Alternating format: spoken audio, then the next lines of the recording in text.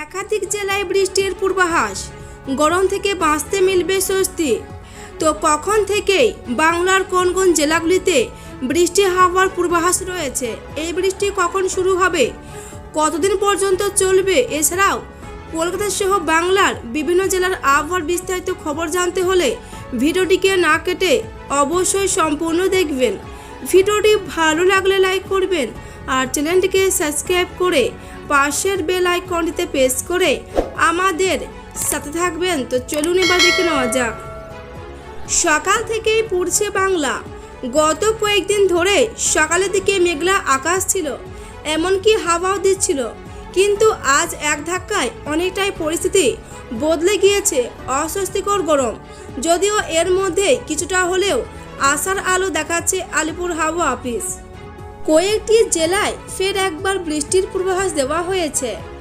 আবহাওয়াবিদরা বলছেন উত্তরবঙ্গ এবং দক্ষিণবঙ্গ দুটি জায়গাতেই এই বৃষ্টি হবে, তবে এতে খুব একটা যে স্বস্তি মিলবে তা কখনোই বলছেন না আবহাওয়াবিদরা। 24 ঘন্টায় বৃষ্টির পূর্বাভাস। আগামী 24 ঘন্টায় বৃষ্টির পূর্বাভাস দেওয়া হয়েছে। আজ রাত থেকেই পরিস্থিতির বদল হবে বলেও পূর্বাভাসে জানানো হয়েছে। আর সেই মতো কয়েকটি জেলায় বজ্র বিদ্যুৎ সহ বৃষ্টিপাতও হতে পারে বলেও পূর্বাভাসে জানানো হয়েছে। যেমন দক্ষিণবঙ্গের উত্তর 24 পরগনা, বীরভূম, মুর্শিদাবাদ এবং নদিয়া জেলায় বজ্র বিদ্যুৎ সহ হালকা বৃষ্টি হতে পারে। এছাড়াও আগামীকাল সকালের মধ্যে দক্ষিণ 24 পরগনা এবং পূর্ব মেদিনীপুরে বজ্র বিদ্যুৎ সহ হালকা বৃষ্টির সম্ভাবনা রয়েছে। বাকি জেলাগুলির আবহাওয়া শুকনো থাকবে। এছাড়া শুধু দক্ষিণবঙ্গেই নয়, উত্তরবঙ্গেও বৃষ্টি হবে। আগামী 24 ঘন্টার মধ্যে উত্তরবঙ্গের বেশ কয়েকটি জেলায় বজ্র বিদ্যুৎ সহ মাঝারি বৃষ্টির পূর্বাভাস দেওয়া হয়েছে।